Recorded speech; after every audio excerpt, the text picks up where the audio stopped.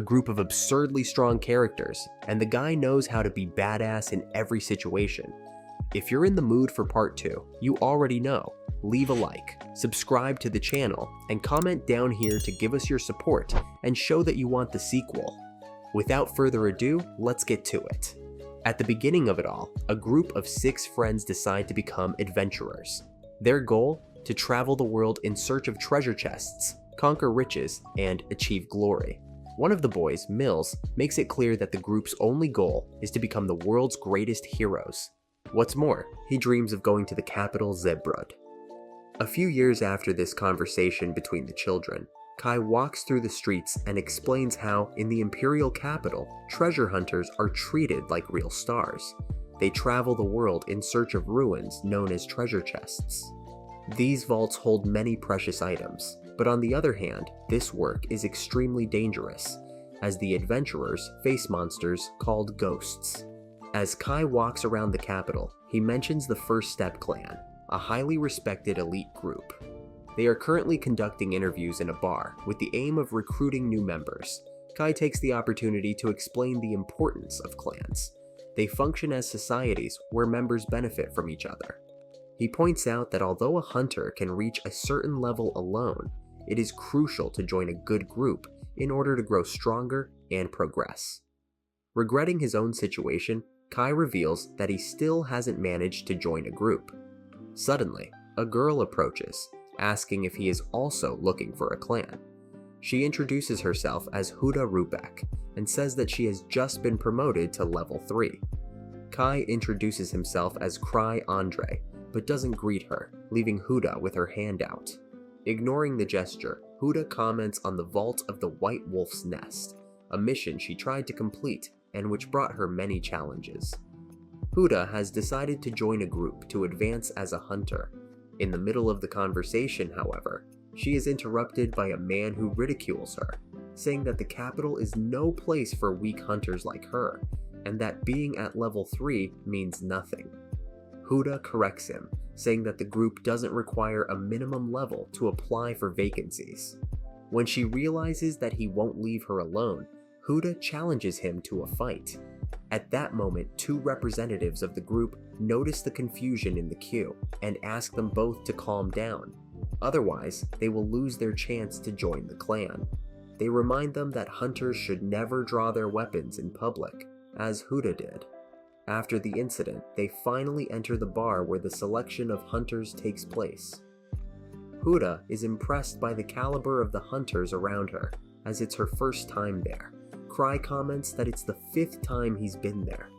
Observing the hunters, Huda notices a specific group and asks who they are. Cry explains that they are the Ark Brave, also known as the Children of the Holy Spirit, the strongest group present. They managed to complete a level 7 vault with only 6 members and are considered to be of the most elite. The group's leader, Ark Rodin, is a legendary figure, and any hunter he accepts into his group is destined for success. However, Cry reveals that he has never seen Ark accept new members at events like this. In the middle of the conversation, the man from before interrupts them again. He notices an empty table at the event, and Greg explains that this is the table of the group that founded the First Step Clan, known as Strike or Strange Grief. Years ago, they arrived in the capital and, being full of talent, have become one of the most respected groups. Cry comments that this is the group of his childhood friends, and Greg adds that they are accepting new members, which explains the great movement in the place. Suddenly, a red-haired boy starts shouting, asking to be accepted into the Strange Grief. Tino, a huntress, approaches to put him in his place, saying that she is the one who deserves to be in the group. The bar becomes agitated, with everyone pushing aside tables and chairs to watch the confrontation. After all, the fewer the candidates, the better. Seeing the confusion about to begin, Cry decides to discreetly leave the bar, but before he can escape, Tino notices him and approaches him suspiciously, calling him Master. At that moment, Ark Rodan also notices Cry and reveals that he is actually the clan master and leader of the Strange Grief. Surprised, Cry tells more of his story, saying that years ago, when his group arrived in the capital, they completed treasure chests for beginners in record time. However, Cry always felt inferior to the other 5 members, believing that he was an ordinary hunter and that if he continued with them, he would end up hindering the group. Despite all his friends being incredible and never complaining about his level, Cry decides to leave the group on his own. However, the boys don't seem to understand his decision, and Mills suggests that Cry take over the leadership of the group, since they don't have a leader yet. Cry becomes even more confused, realizing that his friends didn't even hear what he said about leaving the group. Over the years, he ended up becoming the leader unintentionally, and since then, he has always thought about retiring from the hunting life as soon as possible. Back in the present, Greg and Huda are still shocked to discover that the young man is the leader of First Step. Just then, Ross approaches Cry to mock him, mentioning that he's often late because he's too sleepy. Tino quickly intervenes to defend his master. Cry tries to explain himself, saying that he simply overslept and didn't have time to get ready properly, but he still feels that no one is listening to him, including the other hunters and Ross. Seeing repeatedly disrespect Cry, Tino asks Cry to expel him from the clan, but ignores the request. Instead, he asks if Cry has found any potential new members yet. Cry then asks if would accept a recommendation, to which replies that he would trust any hunter Cry suggests, as he has great confidence in him. Tino is excited about the possibility of being chosen, as she was more than ready to join the group. Meanwhile, Gilbert begins to draw attention to himself, eager to be chosen for the strange grief. Upon analyzing the boy, Cry realizes that he wouldn't be much help in his current state, but believes that, with the right training, Gilbert could be polished. However, Cry begins to doubt his own experience in evaluating someone, admitting that any suggestion he makes would be pure luck. Nevertheless, Cry decides to recommend Gilbert. Before recommending him, Cry explains to the boy that the most important trait in a hunter is strength, because without it, the whole group could be in danger. He challenges Gilbert to show that he has the ability to not lose, stating that only on this condition would he appoint him to Rodan. Cry then mentions that he has never lost a fight, but quickly thinks to himself that this is easy to say, since he has never been in a real battle. To test the hunters, Cry makes an announcement. He will recommend to Brave whoever manages to get the treasure in his hand. He throws a ring into the middle of the hunters, causing a frantic scramble for the item. The ring ends up falling into Gilbert's lap, but Tino acts quickly, kicking the boy in the face and throwing him away. However, she also loses the ring. While everyone is distracted looking for the ring, Cry takes the opportunity to leave discreetly and go home. The next day, he reads in the papers about the riot that took place at the Brave recruitment drive, with the entire bar exploding during the melee. Fortunately, no civilians were hurt, but Ava Renfield, the clan's deputy headmistress, informs him that the Adventurers Association wants to talk about what happened. As for Eva comments that he just laughed when he read the article. On hearing this, Cry asks Ava to put the repair of the bar on Ark's bill, and also leaves the responsibility of dealing with the association to Ark. However, Ava informs him that the association wants to talk specifically to Cry, and he reluctantly decides to go. Cry knew that if he didn't go to the meeting place, Lieutenant Gark would probably come after him. So he asked to go with an escort, fearing that he would be attacked, but Eva reassured him that no one would do anything against him at that moment. Determined, Cry heads for the scene and apologizes for all the trouble he's caused. Eva hurriedly tries to calm Cry down, but he continues to apologize, explaining that only the building was destroyed, but the people were unharmed. Gark then explains that, despite not having received an official complaint, the First Step clan needs to set an example for the other hunters. That's why he can't just let Cry get away with this. Realizing that he will have to face the consequences, Cry knows that he will be forced to do one of the Adventurers Association's boring jobs, known as punishments. Trying to escape the situation, Cry tries to convince Gark that the incident wasn't that serious. However, Gark insists that he choose a punishment straight away. Cry, without much choice, chooses a level 3 mission called Bone Collection. When he leaves, Gart comments to his secretary that Cry, despite everything, still has the same energy as always, and that he has chosen one of the most dangerous missions, regardless of the consequences. Meanwhile, Cry meets Tino and discovers that she was the one who found the ring he threw in the previous confusion. Cry invites her to help with a job for the Adventurers Association, but Tino immediately runs away when he hears the invitation. Then Cry, using one of his tracking treasures, finds her again. Tino, annoyed, complains that she would have liked to have been taken for an ice cream, but Cry reassures her that she won't have to go on the mission alone. Cry explains that she will form a group with Huda to complete the level 3 mission, watching everything with a sadistic smile. Cry, who is reminiscent of the protagonist of Eminence in Shadow, or a true master of deception. In a flashback, Cry recalls his first days as a hunter in the capital with his childhood friends.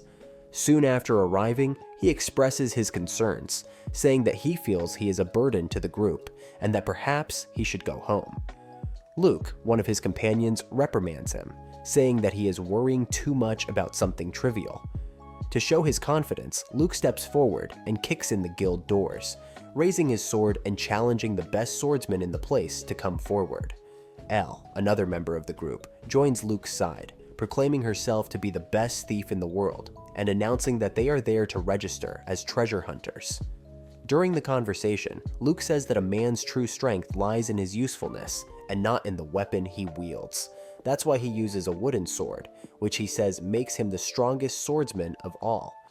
Meanwhile, Cry continues with the group's registration procedure until the receptionist asks him to choose a name for the group. Realizing that they hadn't thought of it yet, Cray sees an opportunity to get rid of the burden and proposes a strange and ridiculous name on purpose: Strange Griff. He hopes that with such a weird name, people won't take the group seriously, making it easier for them to leave. However, his companions surprise Cry by praising the name he has given them, trying to motivate him to stay in the group. Even with this peculiar name, the Strange Griff group achieves great success, reigning in the golden age of treasure hunters and gaining prominence, including Cry, who becomes a valuable member. Back in the present, Greg is still incredulous and wonders if Cry really is the leader of the Footprints clan. The people around them begin to praise him, calling him 1,000 Tricks, a very famous level 8 hunter. Tino, for his part, asks everyone to kneel before the master, now that they know who he really is. Cray, a little uncomfortable, asks her not to exaggerate too much, explaining the origin of the nickname 1,000 Tricks. Cray explains that 1,000 Tricks was the second nickname he received as a leader of the Strange Griff clan. Leaders who stand out end up winning special titles from the association and become idols. On hearing this, Gilbert expresses incredulity, saying that Cry couldn't possibly be 1,000 Tricks, as he doesn't look like someone who trains that much. Tino gets angry and teases the boy, but is quickly reprimanded by Cry. Even so, she makes it clear that she can't imagine working alongside Gilbert, since he only talks and doesn't really act. Gilbert, for his part, continues to challenge Cry, saying he doesn't believe he's level 8. Greg intervenes, calling Gilbert an idiot for trying to start a fight he can't sustain. Cray, however, ignores the boy, leaving him free to think what he wants, and asks Greg and Huda to help with the mission. He also suggests that Tino seek help from the clan if necessary. When he has finished what he has to do, Cry prepares to leave, but Gilbert challenges him again, proposing a fight and saying that if Cry defeats him, he will join the mission. Cry accepts the challenge, but asks Tino to fight in his place. As they come face to face, Gilbert remembers the mistake he made on the day of the ring, but promises he won't make the same mistake again, declaring that he will fight with everything this time. Tino, for his part, warns her that even though he is level 4, he will not defeat her so easily, making it clear that although he considers himself inferior to his master, he will not lose to Gilbert. To prove her confidence, she drops her weapons and decides to fight only with her hands. Cry observes the scene and recognizes that Tino isn't entirely wrong, as she really does seem to be stronger than Gilbert.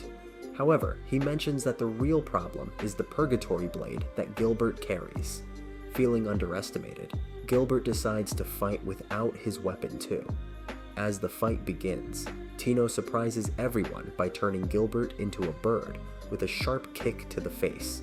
Gilbert, furious, tries to counterattack, but Tino overpowers him, pinning his arms and warning him not to disrespect his master again if he doesn't want to feel any more pain. Finally, she defeats Gilbert with a single blow, impressing everyone with the strength of the strange Griff clan. At that moment, Gilbert remembers his past, when he trained hard to become a hunter.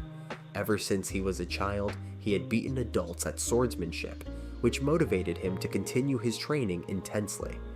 On arriving in the capital, Gilbert formed a group and began to conquer various treasure chests, gaining confidence to the point where he believed that no one could defeat him.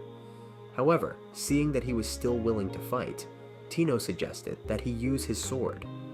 Gilbert refuses at first, but soon admits that in a real battle, Tino would easily defeat him.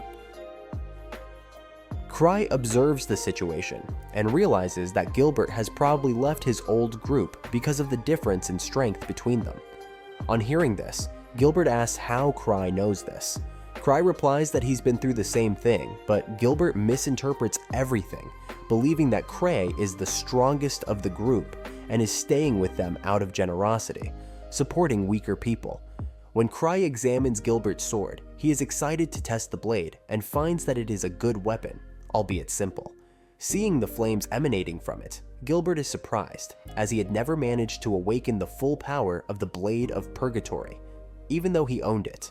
As they continue their journey, Cry explains that mana is the fundamental substance of the world, and that treasure chests are phenomena that occur when spirit lines and other forces condense mana, manifesting alternative worlds based on memories extracted from the world's core. He mentions that the White Wolf's Nest is one of these vaults, originally inhabited by lupine monsters called Silvermund. This species became extinct due to rampant hunting for their fur, which resulted in the creation of a vault in this location, along with a bloody wolf ghost. As he describes all this, Cry begins to feel a chill run down his spine, as he understands that the place was generated from the vengeful feelings of the extinct race of wolves. After hearing Cry's explanation about the level 3 safe and its security being in 4 people, Evo changes the subject and comments on the impressive display of skill he gave with Gilbert's sword.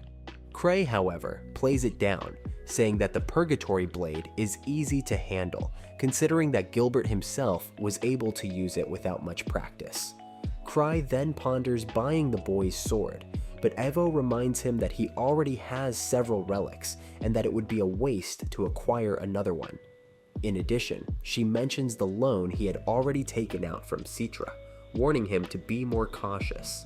After this conversation, Cry meets up with his friends, one of whom mentions a ghost that appeared on the road north, destroying an entire caravan, even with an escort.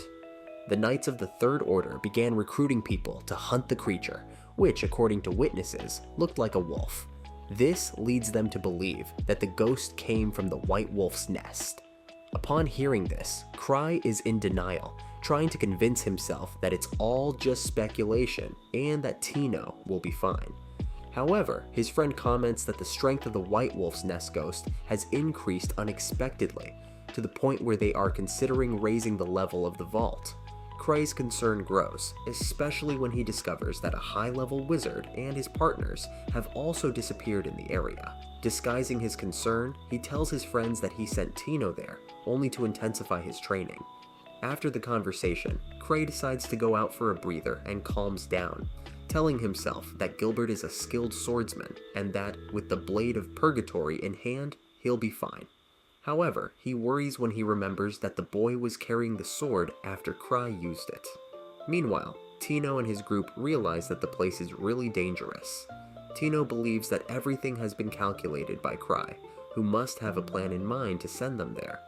However, Greg disagrees with this deduction and reminds Tino that they only met yesterday, showing that he doesn't fully trust Cry and his intentions.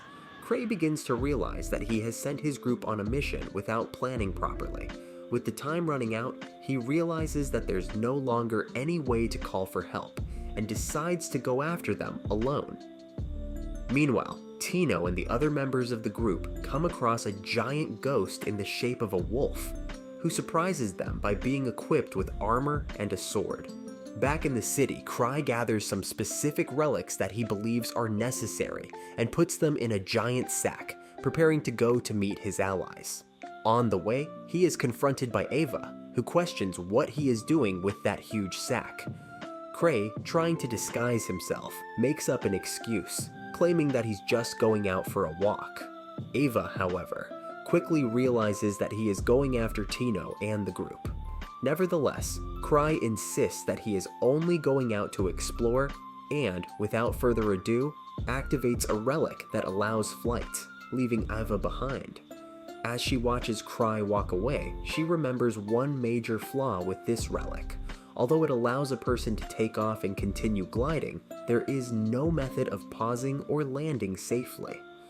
Ava wonders how Cry intends to solve this. Meanwhile, in the past, a week after the Strang GFF began operations in Zebru's capital, Cry remembers a conversation in a tavern with her childhood friends. One of the girls mentioned how they had found a Cyclops in a level 1 vault, which completely surprised her. After all, Cyclopses are monsters usually found at much higher levels, such as 4. Overhearing the conversation, a drunken man approached and, not believing what he was hearing, said that a creature of that level would never appear in a goblin cave. Curious, he began to ask a series of questions about Cyclops, until one of the girls revealed her handbag, showing Cyclops' eye as proof. When the man saw it, he was startled and shouted. Back in the present, Huda, also in shock at the creature they are facing, comments that the monster seems too strong to be in a level 3 vault. He warns Greg about the situation. Greg, for his part, wonders why Gilbert's sword isn't on fire.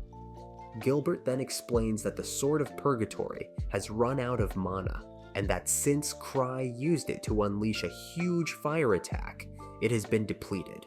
Since Gilbert can't recharge the sword himself, it's currently unusable. Ruda, realizing the seriousness of the situation, suggests that Gilbert retreat. Meanwhile, Greed, analyzing the chaotic environment, deduces that the group they came to rescue may already be dead, given the dangerous state of the place. Tino then decides to change the plan, even though the group hasn't entered the vault yet. On hearing what Greg says, she disagrees, believing that the people are still alive. Tino fully trusts her master, who always knows what he's doing, and believes that depleting the Purgatory Sword's mana was part of his plan. She then suggests that Gilbert not rely so heavily on the relics. The group continues to advance, but they soon come across unusual wolves, armed with bows and even firearms. Greg notes that it's not just that strong wolf they encountered earlier, but that all the wolves there are equally powerful. Tino explains that the White Wolf's Nest was made to accommodate the Silver Moon Wolves, who are the original inhabitants of the place. However, when she notices how much the wolves have grown, she deduces that they are less agile, making them easy prey. Determined to attack head-on, Gilbert believes it will be more advantageous for the group. Even without mana, the Sword of Purgatory is still much more powerful than an ordinary sword. On hearing this, Tino calls him an idiot, but he insists on his strategy. Tino, as the leader, reinforces that her priority is to make sure that everyone comes back alive, since that's the least her master expects of her. Determined, she advances together with Huda, the two most agile of the group, to attack the wolves directly. Meanwhile, Tino asks the rest of the group to attack the rear as soon as they start the fight. At the same time, Cry continues to make his way towards the group, hoping that at least Tino is okay, without caring too much about the others, as long as Tino manages to save himself, even if he uses the rest of the group as a shield. With Tino's coordination, the group manages to defeat the wolves quickly, because unlike them, the wolves don't have a good sense of cooperation and fight in a disorganized and vulnerable way. After the victory, the group moves on and soon comes across another pack of wolves, ready for the next challenge. As soon as the wolves appear, Gilbert charges at them without hesitation. Tino observes that despite not being the most skilled, he is determined and competent in battle. Greg, for his part, also stands out for his ability to collaborate with others, thanks to his vast experience as an adventurer.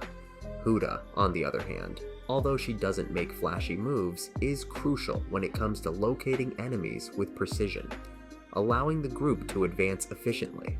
If it weren't for her, Tino wouldn't be able to concentrate solely on combat. As he continues to fight, Tino reflects on his master's choice. He was right all along, as he thought about each member carefully, ensuring that the group functioned in the best possible way. During the fight, Gilbert remembers his past, when he fought with his old team, demanding that they be more determined. One of the members explained that they couldn't keep up with him, and frustrated, Gilbert ended up leaving the team. At the time, he didn't recognize his colleagues' efforts, he just saw the growing power gap between them. Now, he regrets not having valued his friend's efforts, and regrets his impetuous attitude.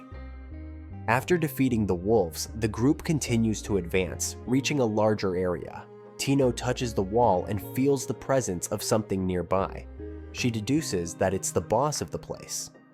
Greg, worried, asks if they shouldn't run away, but Tino is firm. They've come this far without any injuries, so she believes they can face the challenge. She stresses that completely safe missions don't lead to growth. Sometimes it's necessary to take risks in order to evolve as adventurers. Greg, although worried, admits that Tino has a point. He always freezes in front of monsters he finds impossible to beat because of the memories of the friends he has lost. Tino realizes that even this was part of her master's plan, Cry. She believes that he sent Greg on this very mission in order to make him grow as a hunter. For Tino, her master is almost like a god, and she says with conviction that nothing in the group was done by chance. Everything followed Cry's infallible plan. On hearing this, Huda asks why Cry chose her to be part of that group. Tino jokingly suggests that he may have chosen her because he liked her attributes, but she quickly puts these matters aside and moves on, determined to find the boss as soon as possible. Meanwhile, Cry continues to look for them, but still can't find them. He begins to think that he may have arrived too late. When he finally enters the wolves' lair, he injures himself by crashing into a wall, as his relic has no brakes. Nevertheless, he tells Tino's group about his arrival. Finally, the group finds the boss of the place, and the battle begins. Everyone works together, cooperating efficiently. During the fight, Tino observes Huda and realizes that the girl fights with impressive courage, showing no fear. This makes her an incredible hunter in Tino's eyes. Meanwhile, Greg suffers an unexpected blow and his sword breaks in half, leaving him completely vulnerable to the enemy. Tino, quick and precise, saves him by striking the giant wolf directly in the head, eliminating it with a single attack. After the fight, Greg laments the fate of his broken sword, but Gilbert reminds him to be grateful for being alive. The group barely has time to relax when, as they advance a little further, they come across a horde of other giant wolves, identical to the one they have just defeated. Seeing this, Tino begins to question his master's plans, admitting that this second wave of enemies is overkill. She decides to retreat and tries to lead the group down a passage to the right, but before they can do anything, one of the giant wolves blocks the exit, preventing their escape. At this point, Gilbert and Greg make a brave decision. They offer to act as bait, allowing Huda and Tino to escape. They know it's better to sacrifice a few than to risk everyone dying out there. Upon hearing Gilbert and Greg's words about sacrifice, Tino initially questions whether this is what her master really wanted. However, she quickly reaffirms her decision, saying that no one there will sacrifice themselves. She asks everyone to support her, as she plans to focus her attacks on the wolves' eyes. With this strategy, one of the wolves begins to struggle violently and accidentally hits Gilbert, who was advancing without caution. Tino loses hope, feeling that this could be the end of one of them. However, in the midst of the chaos, Cry finally appears, falling directly on top of the giant wolf and knocking him down with the impact. The other wolves try to attack Cray, but he reacts quickly, hitting one of the wolves with his safety ring. To everyone's surprise, the monster gets up as if the attack had had no effect. Without hesitating, Cry uses another relic, creating a cloud of smoke in the area. Taking advantage of the confusion, he orders everyone to run as fast as possible. While everyone is running away, Tino notices that Huda is lagging behind, running with difficulty. Worried, Cry hurries the group along, but Huda explains that she's injured and can't keep up. When he realizes how serious Huda's situation is, Cry apologizes for not noticing her before. At that moment, Tino remembers the day he met Cry. She had been captured by two men in the street who were planning to sell her into slavery. In desperation, Tino cried and cried out for help until Cray and the other members of the STR Griffin Guild showed up to save her. When she asked the name of her savior, Cray preferred to remain silent, as he didn't consider himself important enough to say his name, even if, for the others, he was someone of great value. After that event, Tino became a big fan of Cry and the STR Griff Guild ever since she was rescued, even calling him God at the time. Back in the present, Greg and Gilbert thank Cry for saving them, but Tino, with a sad look on her face, regrets not having been able to carry out the mission alone. Huda intervenes in Tino's defense, pointing out that she did her best. If it hadn't been for Tino's leadership, the group would already be dead. Cry, for his part, approaches and apologizes for putting them through that. He also acknowledges Tino's efforts by observing her injuries and healing her with one of his relics. Greg then mentions the bosses they left alive at the site, but Cry interrupts, saying that the focus now should be on getting out of the White Wolf's nest as quickly as possible. The problem is that as they walk away, Cry realizes that he has no idea where the exit is. Even so, he tries to keep his composure, and everyone continues to follow his lead without realizing that he too is lost. This situation ends up being hilarious, with Cry trying to disguise his lack of direction while the group blindly trusts him. Cry is carried away by memories of the past, recalling a time when his friends were admiring his relics. Everyone was impressed by the rare items he owned. Cry explained that he usually keeps all the relics he buys. During this conversation, he remembers a promise he made to Citre, to give her a relic that matches her. Meanwhile, Luke, feeling left out, asks if Cry is also planning to give something to the other team members. Ciri ends up picking up a peculiar relic, but has no idea what it is. Cry then clarifies that it is a magic pouch, an item capable of storing various objects. Upon hearing this, Sutina deduces that the bag must be expensive, but Cry reveals that the opposite is true, as it is much cheaper than everyone thinks.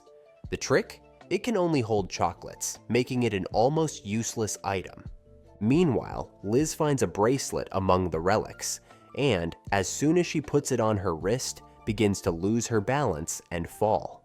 Cry explains that this is the Ring of the Labyrinth, a relic that distorts the wearer's sense of space, causing confusion. Luke, for his part, discovers a sword and admires it, but Cry quickly puts an end to his excitement, revealing that it is a cursed sword. When he touches it, Luke starts acting out of control, as if he wants to attack everyone around him. Cray comments that Luke already acts this way naturally, so the sword doesn't make much difference to him. Since then, all these dangerous relics have been turned into training items for Luke and Liz, since they have no practical use. Back in the present, in the labyrinth of the White Wolf's nest, Cry explains that the place is made up of narrow corridors that seem to multiply endlessly, leaving everyone confused and feeling that they are always in the same place. Everyone's geographical perception is impaired, and Cry begins to feel a certain discomfort at leading the way. As the rogues in the group are Tino and Ruda, he observes the two and notices that Tino doesn't even look at him, which makes him think that she must be upset at having been sent on a mission above her level. Cry feels that it would be better to apologize on his knees to prevent the situation from getting worse. Before he can do so, Gilbert interrupts, asking if they really are heading for the exit. Cry replies that they are. although he admits that he doesn't know where the exit is. Tino then draws Gilbert's attention and reveals that discovering the Master's plans is part of the training. She already knew that they weren't heading for the exit, but she understood that this was the point of the exercise, to learn how to solve challenging situations. Uda asks where exactly they are going, but Cry remains silent, since even he doesn't know the answer. Feeling the pressure of everyone leaning on him, Cry decides to change direction and take an alternative route. On the way, Greg begins to despair, but Tino and Uda reassure him, reminding him that everything is under Cry's control. While following this new route, the group comes across wounded hunters in the distance. Cry is surprised that they managed to spot the hunters from so far away. When they get closer, Cry realizes that they are the same hunters they were looking to rescue. The leader of the group introduces himself as Rudolph from the VS Guild and thanks them for coming to rescue them. Tino, however, says that all the gratitude should go to Cry, since he was the one who led them there. Cry tries to explain that the discovery was just a coincidence, but everyone interprets his modesty as another way of hiding his true genius. Seeing that everyone was starving, he takes chocolates from his magic bag and distributes them to the group, calming them down and restoring their energy. Tino, amazed, comments that as well as saving them, Cry found the lost group with ease, and even managed to keep everyone calm at a critical moment. For her, he's practically a god. Meanwhile, Greg talks to Rudolph and mentions that he suspected a mistake when he heard that they were level 5. Rudolph, surprised, explains that he and his group hadn't expected to find such strong monsters either. Gilbert then admits that the Wolf Riders are really powerful, but it's still hard to believe that a level 5 group was defeated by such a monster. Rudolph, upon hearing the description of the monster they faced, clarifies that the enemy they faced was different, an incarnation of Rancor, a small ghost with its face covered by a skull. He suggests that this creature is a manifestation of the curse of the Silver Moon, which remained in that place after the wolves were exterminated by the humans. According to him, the accumulated hatred was transformed into this being of immense power, a theory that seems to be the only plausible explanation for the existence of such a frightening force. Rudolph reveals that despite their initial confidence, his group didn't stand a chance against the ghost, and believes him to be on the same level as the legendary First Sword, the greatest swordsman in the capital. Hearing this comparison, Cry remembers that this warrior had a formal education in the sword and mastered the sacred blade, learning various combat styles along the way. Cry describes Luke as a true madman, someone capable of taking down any enemy using just a simple wooden sword. He then reveals that the famous Thousand Swords is actually one of his childhood friends, and also a member of the Strage, none other than Luke himself. Upon hearing this, Cry believes that they are exaggerating by comparing the ghost to Luke's level. After all, if a creature of this caliber really existed, Luke would have gone after it a long time ago to put an end to the threat. Despite this confidence, Cry knows that Tino isn't strong enough to defeat this ghost. Rudolph explains that, during the confrontation, the ghost seemed to be just toying with them, but he fears that the next time the situation will be different, and the creature will eliminate them for real. Upon hearing this, Uda asks Cry what he intends to do. Cry remains silent, pondering the complicated situation.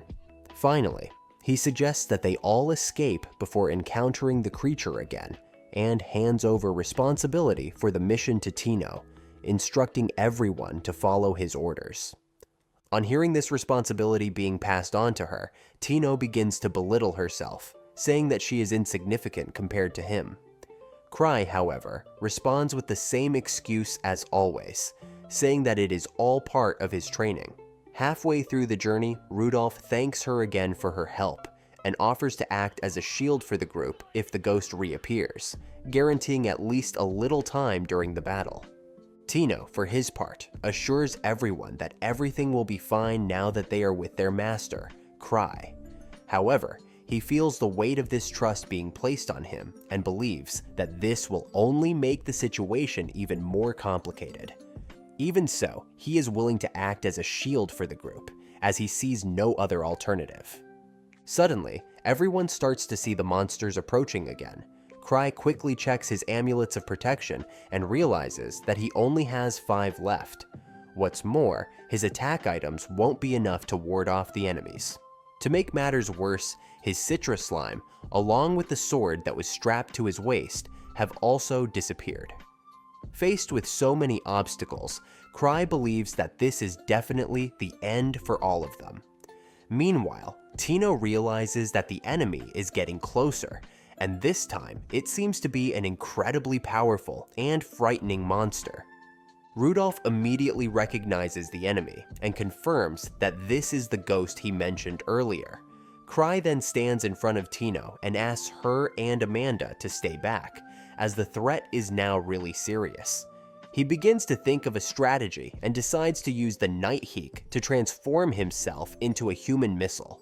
After all, even if he dies once, Cry can still launch a surprise attack against the ghost. As the enemy approaches, everyone begins to feel afraid and lose hope. But suddenly, they notice the presence of a second ghost next to the first, making the situation even more desperate. Tino, frightened, starts pulling at Cry's shirt, begging for help. Just then, the second ghost reveals that it's actually Liz in disguise. She immediately attacks the real ghost and throws it away. Cry, surprised, asks Liz to take off that scary mask. As soon as she reveals her face, Liz starts complaining about the situation and, without wasting any time, goes after Tino, scolding her for not being able to carry out her mission on her own. During the lecture, Gilbert tries to talk to Liz, but she loses patience and punches him, throwing him against the wall. She then resumes her scolding of Tino, asking what is missing for her to become stronger, and points out that her own reputation is at risk, as everyone will think that Liz has failed to train Tino. Realizing that Liz was overstepping her bounds, Cry tries to calm the situation by praising Tino for his efforts on the mission. However, Liz, still angry, turns to the enemy and continues to complain, saying that she is being underestimated because of Tino's incompetence. Meanwhile, another monster starts attacking the group with a machine gun. Liz, however, manages to catch each of the projectiles in the air, forming a square around her. When she realizes that this was the reason for Tino's fear, Liz gets even angrier, saying that it wasn't that dangerous. Without hesitation, she lunges at the first enemy and eliminates him with a clean blow. The ghost then draws his weapon and tries to attack her too, but Liz holds his sword with just 2 fingers, deflecting his attacks with ease. She begins to explain to Tino in a harsh tone how to defeat this type of enemy, sparing no words and even cursing Tino's family, which makes her cry. Having finished defeating the ghost, Liz returns to Cry's arms, exhausted but satisfied. The next day, Gilbert decides to hand over the Sword of Purgatory to Cry, explaining that he wants to start his journey again from scratch until he reaches the same level as Liz. But when he hears this, everyone around him suggests that he give up, as they consider this goal to be practically impossible. Recalling a conversation with Citri Smart, Cry remembers the slime he received from the girl, who believed that leaving it with him would be the safest choice. Cry introduces Citri as an alchemist and member of the Stride. Although she has a peculiar manner, she is part of the capital's Institute of Science and is known as the brain of the Stride. With so many achievements, Citri has become the most renowned alchemist and is called a prodigy. Cry remembers how Cry often used him as a guinea pig in experiments. On top of the slime she gave him, Cry begins to caress it, until Citri warns him to be careful. If he happens to drop the slime, it could destroy the entire capital. She says that the slime is a little dangerous. But Cry realizes that it's actually super dangerous. Back in the present, while returning home, Cry realizes that he has lost the slime, which sends him into a panic. He searches everywhere, but ends up sitting on his bed without finding the slime. When he thinks about it, he remembers that when he opened the capsule in the white wolf's nest, the container was empty. So he assumes that Citri gave him the empty container just to play a trick on him. Meanwhile, Greg and the others continue to fight in the vaults and notice that the level of ghosts has increased considerably in recent weeks.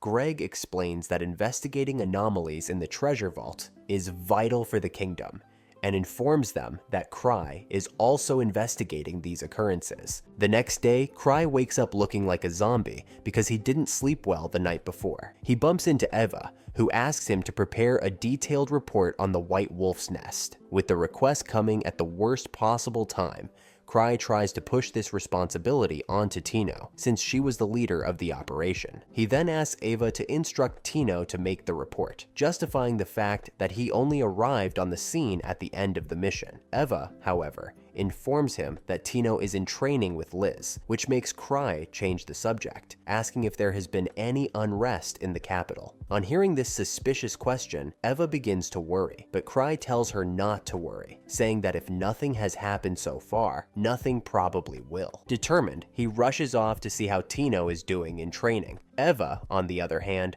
remains pensive about what she has heard, curious to know what is really going on in the capital. Meanwhile, Cry meets Vanga, introducing him as the leader of the Obsidian Cross. Vanga comments on Tino's training and suggests that they get the girl out of the room as soon as possible before she ends up dying. Cray, smiling, says that people don't usually die as easily as they think. However, as soon as he opens the door, he sees Tino lying on the floor. Liz, whispering, encourages Tino to get up, as long as she hasn't reached her limit yet. Observing the scene, Liz concludes that Tino is just playing the weakling because she believes that Liz wouldn't have the courage to seriously hurt her. Liz then corrects this impression, saying that she would have no problem killing her. She asks Tino if she really has any reason to stay alive, but seeing that the girl doesn't answer, Liz lifts her leg to deliver the final blow. Tino, already prepared for the worst, accepts her fate. Seeing the situation,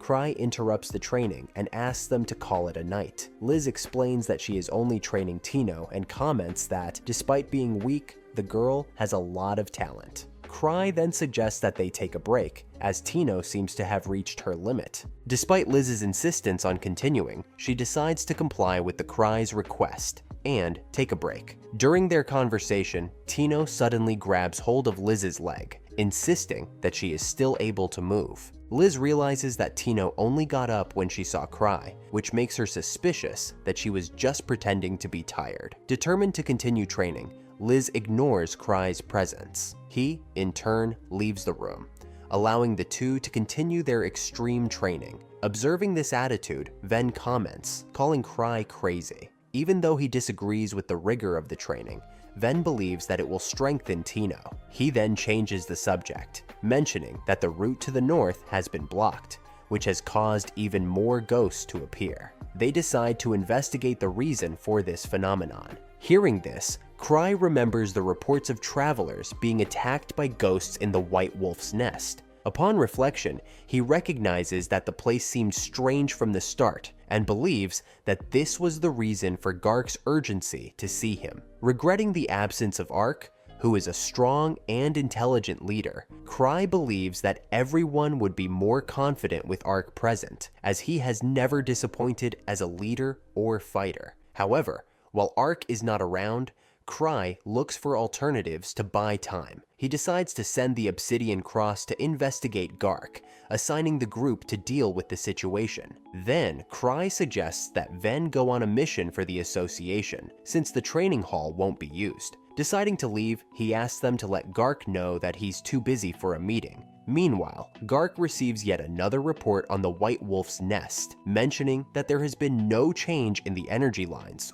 or the concentration of mana there. This leads him to wonder what could be causing the anomalies in the treasure chest, and he decides that he needs to talk to Cry as soon as possible. Gark's assistant informs him that Cry is too busy to see him. Determined, Gark decides to meet him the next morning, certain that Cry knows more than he's letting on. Gark remembers that it had been a long time since Cry had been interested in safes, until he suddenly focused on the White Wolf's Nest safe. For him, this is proof enough that Cry has information that he is hiding. Meanwhile, a group of mysterious men examine a mechanism in front of them and comment on the high-level hunter who has begun investigating them.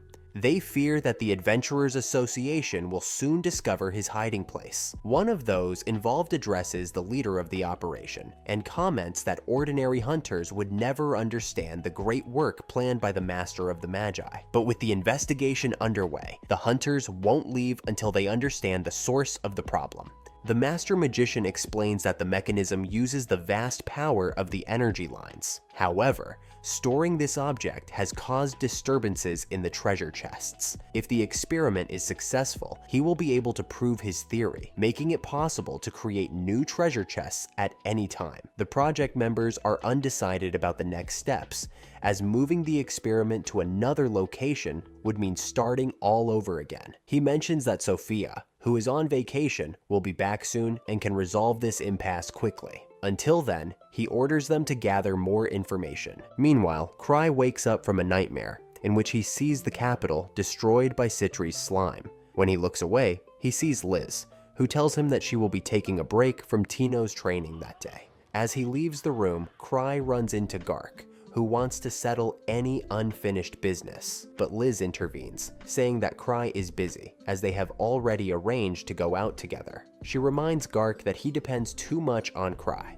and encourages him to learn to solve his own problems on his own. On hearing this, Gark asks Liz to put herself in his place, but she nonchalantly accuses him of getting in the way of their meeting. She then tries to attack him. Gark defends himself, and warns her that even someone as kind as him has his limits. Cry realizes that something isn't right and decides to leave, taking Kana upstairs for tea. Over tea, he reads the report that Gark received the night before and discovers that there are no problems with the energy lines. Kana asks if he noticed anything unusual while he was in the White Wolf's Nest, but Cry replies that he didn't see anything special. He's worried about another issue, but decides not to mention it, since telling him that he's lost a dangerous slime capable of destroying the capital doesn't seem appropriate right now. At the end of the conversation, Cry returns to Liz and interrupts her fight with Gark. The two stop immediately and head off to the meeting they had planned earlier. On the way,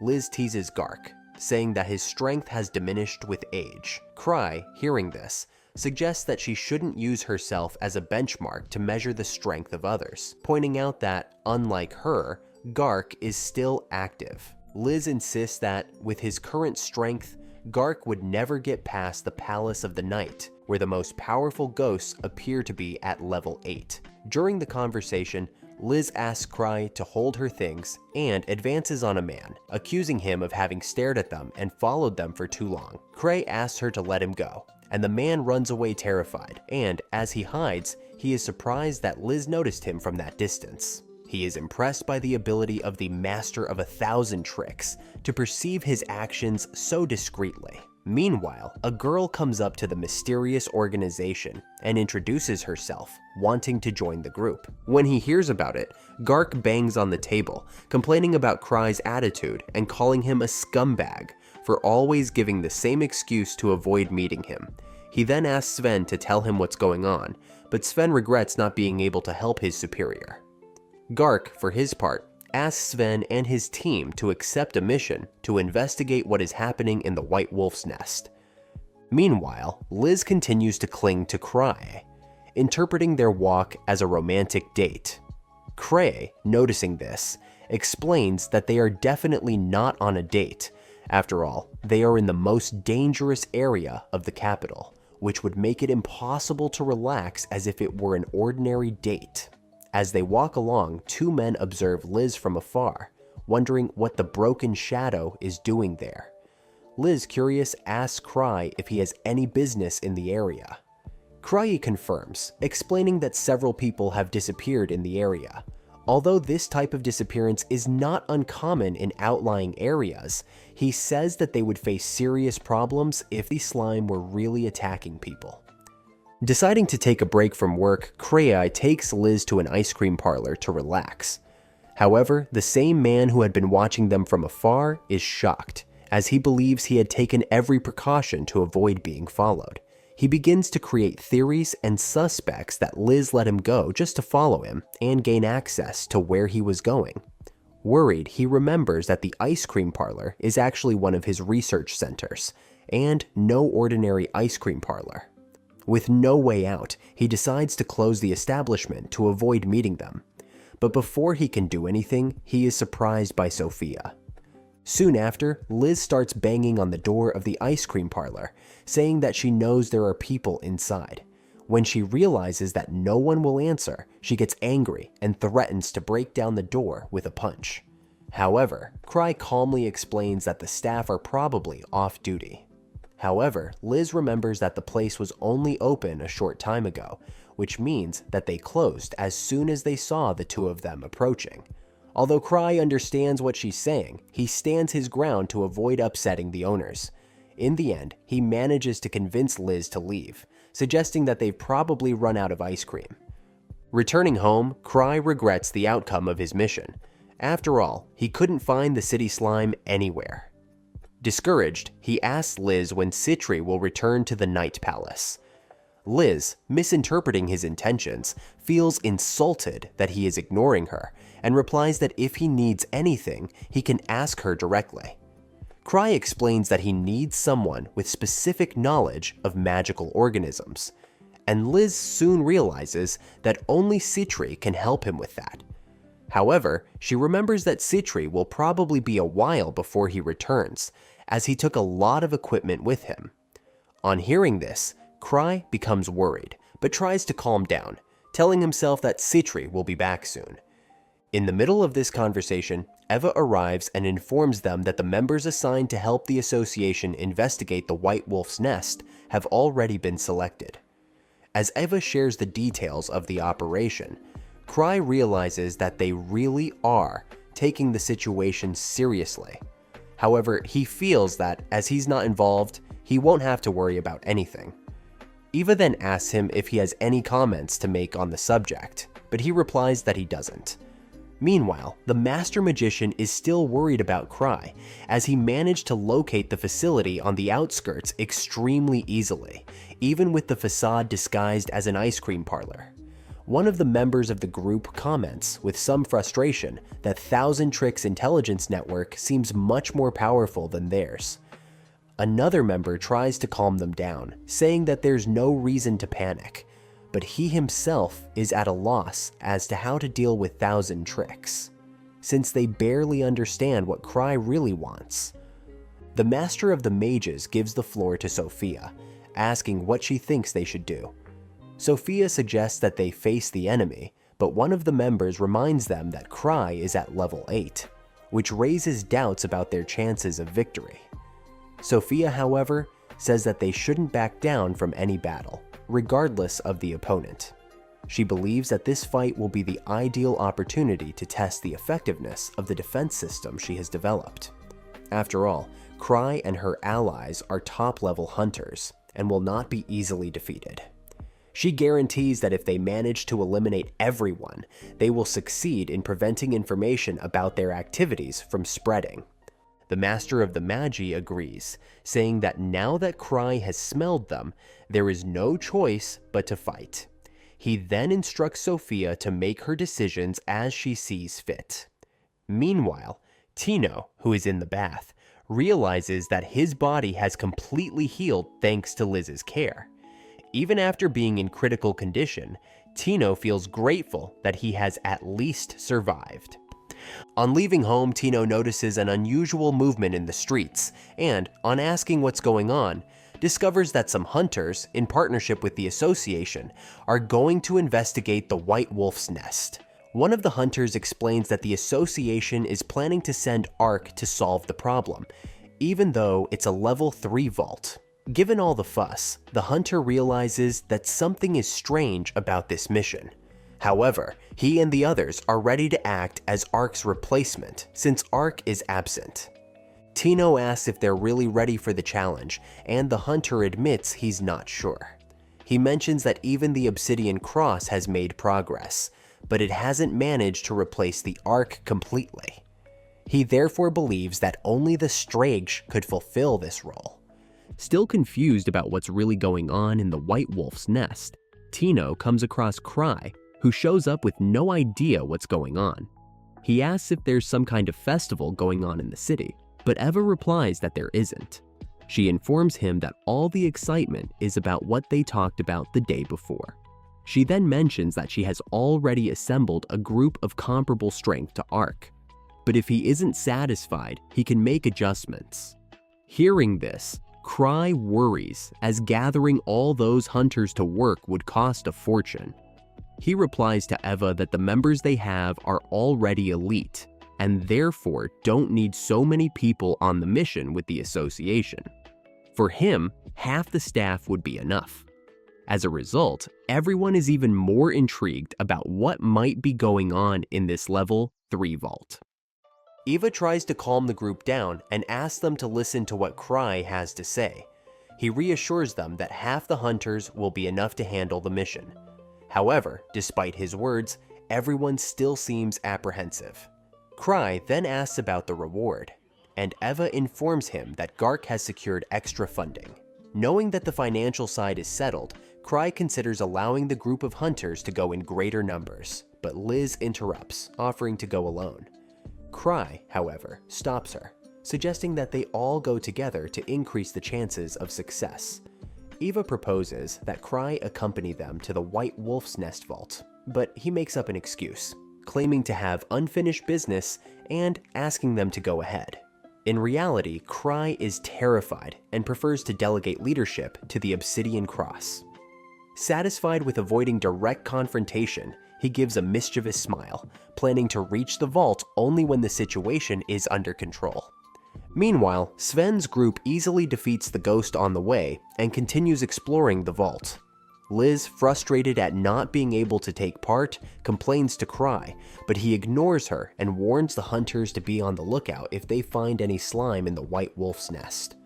On the other side, the mages observe the movements of Cry and the hunters, who are now setting out to confront them directly. The Master Mage mentions that the highlight of his research is the mana-stirring device, and that anyone who tries to hinder his progress will be crushed. One of the group expresses concern, saying that if the Strage is mobilized, they will be in serious trouble. However, Sophia assures them that their defense system is prepared to neutralize any threat. In addition, Elo points out that there are only 3 members of the Strade in the capital, including Citri.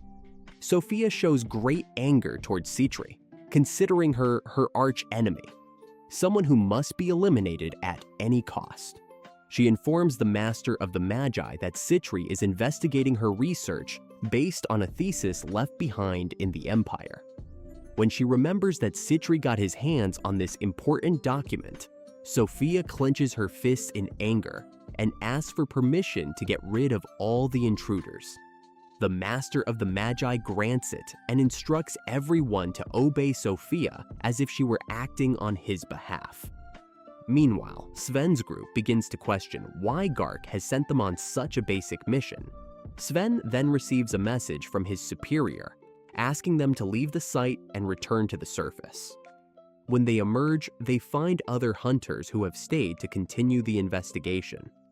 One of the men notices that Sven and his group have activated an emergency signal, even though they are underground, and deduces that Sven trusts Cry more than the evidence visible in the White Wolf's nest.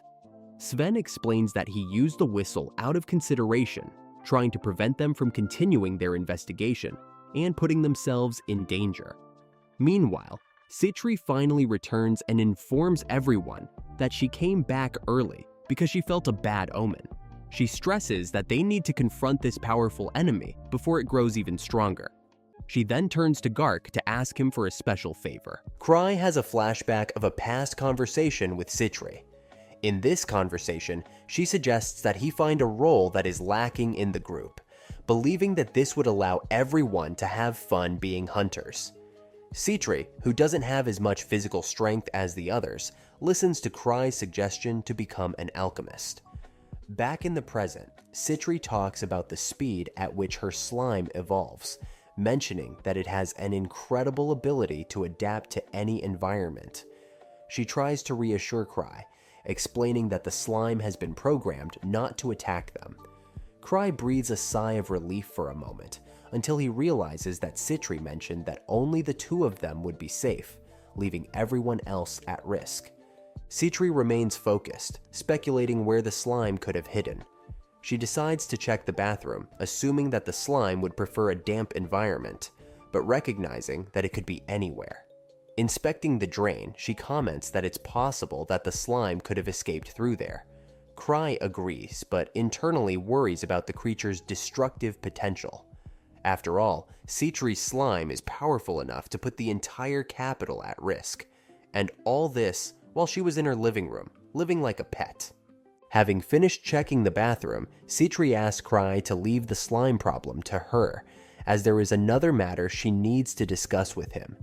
Meanwhile, Sven gathers his teammates and asks about Liz, having heard that she was planning to go to the site. One of the guards informs them that it was Cry himself who assigned Liz and Tino to another mission, so they are both already busy.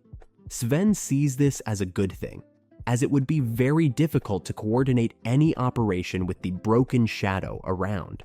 Sven gathers the group together and asks if anyone has ever had a fight against a slime, but everyone replies that they obviously never have. Slimes are entry-level creatures. Some of the hunters even make fun of the situation, asking if they really need to fight such a trivial monster, since they often end up stepping on slimes by accident.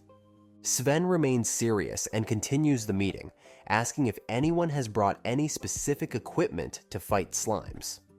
The hunters reply that they are armed with swords and other common weapons, which, according to them, is more than enough to deal with slimes.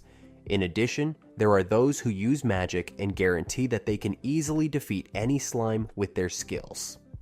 Observing the general lack of interest, Sven notices that everyone there considers slimes to be harmless, to the point where they don't even care much about the mission. Seeing this attitude, he asks if Cry has mentioned anything else important about the creature.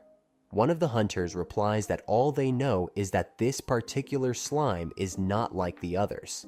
Frustrated, Sven complains that Cry always seems stingy with information, leaving them blind. While Sven is venting, one of the hunters suggests that they continue exploring and, with a dismissive laugh, says that if Sven is so afraid of slimes, he should back off and leave the problem to the others.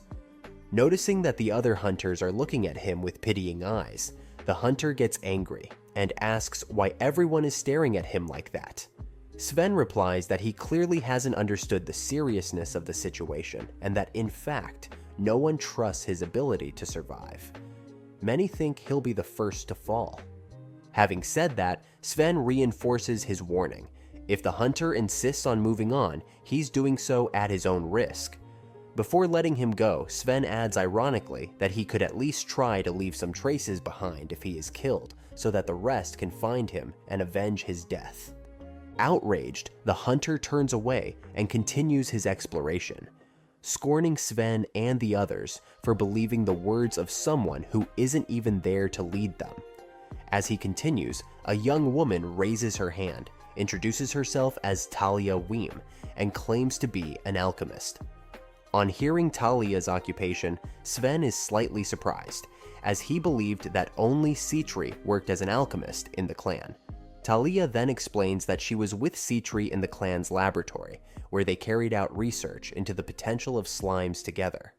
In the midst of their studies, Citri developed a potion that is capable of killing slimes, and Talia has this potion in hand. Meanwhile, elsewhere, Noctis and the Tower of Acacia are finalizing their research. Noctis asks about the next steps, and one of the group begins her explanation. Back in the labyrinth, Sven organizes his groups. He orders some to take control of the inside of the labyrinth, while others take charge of the rescue. With the instructions given, Sven encourages everyone to come back alive to prove to the idiot master that this kind of work is simple. But as they explore further, they realize that the situation is more difficult than they expected. The ghosts at the site are much stronger than expected, which leads everyone to suspect that Cry has made an inaccurate analysis. A provocative hunter approaches Sven, complaining that if it hadn't been for Sven's useless orders, they would have finished the job a long time ago. In response, Sven says that he will listen to all the complaints as soon as the mission is completed, and until then, he tells him to be quiet. The angry hunter suggests that perhaps it's time they prayed to the master, Cry, because they're going to need all the help they can get. Henrik, another member of the team, intervenes, saying that although he doesn't know Cry that well, he trusts Sven completely, and believes that everything will turn out all right. In a moment of respite, the hunter provocateur steps away to relieve himself, and, indignant at the obsidian cross, mutters about how they are all cowards. He also sneers at Cry, saying that if Arc Rodan were in charge, things would be different, and that Cry is just having fun in the capital. As he grumbles, a noise catches his attention. He follows the sound, believing it to be one of the Wolf Riders, but when he arrives at the site, he comes across members of the Tower of Akasha, arguing among themselves about a monster they intend to unleash on the site to combat the 100 or so riders they are facing, and that they need to counter with maximum force. Meanwhile, one of the members of the Tower of Akasha wonders if that monster would really be the ideal choice, since it isn't even capable of using magic. During the conversation, the provocative hunter approaches them and manages to capture one of the members. The captured man questions whether he is there on behalf of 1,000 tricks. The hunter, on the other hand, claims that he is there on his own behalf, and that 1,000 tricks didn't even get involved with the White Wolf. The leader of the tower, Ross, takes the lead and injects the wolf with mana, forcing a grotesque magical transformation. Seeing this scene, the hunter realizes that he is dealing with something much more dangerous than he expected. Meanwhile, Sven and the others hear a distress call and set off to investigate. Arriving at the scene, they come across an injured and bloodied hunter who confirms that Cry was right about the dangerous slime. They come face to face with the huge slime, and Sven begins to attack it to hold it back. Henrik, for his part, rushes to heal the wounded hunter. The man explains that he saw two strange individuals injecting something into a wolf rider, turning him into that giant slime. The hunter's attacks don't seem to have any effect, and Sven quickly directs everyone to focus on dodging the attacks to try and contain the monster. He then takes Talia's special potion, which is capable of eliminating slimes, and lures the creature in another direction. When the slime jumps towards Sven, he puts the potion down and walks away. The monster falls on the potion, but surprisingly, is still alive. In the middle of this battle, Citri suddenly appears, explaining that she is there at the request of Cry, who predicted that things would get complicated and sent her to analyze the monster in question. Citri explains that the slime has a massive amount of magic spread across its skin, creating a powerful force field. This field allows the slime to dodge the hunter's arrows and neutralize their magic. During her analysis, Citri realizes that the monster is trying to replenish its damaged body by absorbing mana material, and is therefore intent on devouring her, as Citri has the most mana in the room. Even in danger, Citri advances towards the creature, showing a certain pity as she sees the slime as a failed invention. Sven, concerned, asks her to move away, but she thanks him and continues fighting, throwing a substance towards the slime while Sven shoots to break the container over the monster. Curious as to what Citri had thrown, Sven asks, and she explains that it was anti-magic. Just then, Sergeant Gark appears, and Citri comments that he has a suspicion about who might be manipulating the situation to cause this chaos. Meanwhile, Noctis discovers that his monster has been easily defeated, which worries him. Back at Citri's, she explains that Akasha Tower is conducting experiments to control the treasure vault at will, but believes that because Noctis has been banished from the Empire, he has hidden away in some underground lair. Citri suggests interrogating the two captured mages, as she believes there are still more monsters to be sent against them. She is willing to fight alongside everyone, but makes it clear that she will need everyone's strength, as she won't be able to face the challenge alone like Cry. Henrik praises Citri, saying that she's really strong for saying it out loud. However, Sven warns Henrik not to get carried away by her words. After all, Citri is just as powerful as any other member of the group. Meanwhile, in the tower, the members are informed of Sophia's orders to release the fortified ghosts one by one. When Flick discovers this strategy, he can't hide his dissatisfaction. He believes that Sophia is making a critical mistake, giving her enemies an obvious advantage by not releasing all the ghosts at the same time. To him, Sophia is just a scientist who doesn't understand anything about real battles. Frustrated, Flick orders them to call Sophia immediately. However, the men inform him that she's busy checking the defense system and won't even respond via the resonating stone. This only increases Flick's irritation, who can't believe that such a careless leader could lead the group to victory, even in a seemingly easy fight. One of the members suggests that they ignore Sophia's orders and do what they think is right. Flick quickly agrees and decides on her own. Release all the ghosts at once. Let's crush the enemy in one fell swoop. He completely ignores Sophia's plan to release them gradually, opting for a much more aggressive approach. Meanwhile, Citri continues to interrogate the two captured mages, asking directly if their leader is the Master Mage. She doesn't stop there. She wants to know exactly where to find this man. Citri even promises that if they cooperate, she will guarantee their safety. However, the magicians refuse any cooperation, declaring that they would give their lives for their master. Impressed by their loyalty, Citri realizes that they must be disciples of Incus, a renowned magician. She says that she has been investigating the HX Tower for a long time and recognizes the two, suggesting that she knows them better than they know. With a calm tone, Citri makes it clear that she has no desire to hurt them or use brute force. His only goal is to obtain information about Noctis's whereabouts. However, when the mages realize her insistence, they lower their heads, clearly showing that they don't intend to betray their master, no matter what. Citri makes a bold decision. Without hesitation, Citri pulls an illegal potion from her pocket, determined to use it on the two captured mages to force them to talk. However, one of the hunters immediately rebukes her, warning of the dangers of this substance, known for its devastating side effects. Despite the warnings, Citri stands her ground. She argues that Noctis is on the loose, and, if he escapes, the situation will be catastrophic for everyone. Even though he understands her concern, Gark intervenes, pointing out that even though they are criminals, mages still have rights and cannot be treated in any way. In the middle of the discussion, a deafening bang echoes outside. The captured mages, realizing the situation, begin to laugh and mock, saying that the hunters will finally receive the fate they deserve. As soon as she sees the enemy, Citri remains calm and explains that these ghosts have multiple magical barriers. She instructs the hunters to find out, by elimination, which elements can break down these defenses.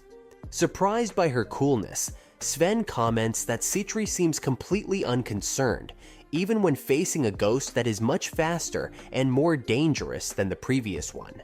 Unfazed, Citri orders the hunters with shields to advance to the front line. According to her, shields are essential for identifying the power and direction of the enemy's force field. During her test with the shields, Citri discovers that the ghost's force field rotates like a spiral to the right, but varies according to the part of its body. After finishing her analysis, she concludes that hand-to-hand combat is practically impossible against this monster. Suddenly, another ghost appears in the area, making everyone even more tense. The hunters suggest that Citri back off, as dealing with just one ghost would be extremely difficult, let alone two. Nevertheless, Citri orders the mages to stop attacking. Something unexpected happens. The two ghosts start fighting each other. Confused, the hunters wonder what's going on. Citri explains that these ghosts were attacking the hunters just to replenish their mana supplies. As ghosts have large amounts of mana in their bodies, they end up seeing themselves as more attractive targets and start fighting each other, attracting even more attention from other ghosts in the area.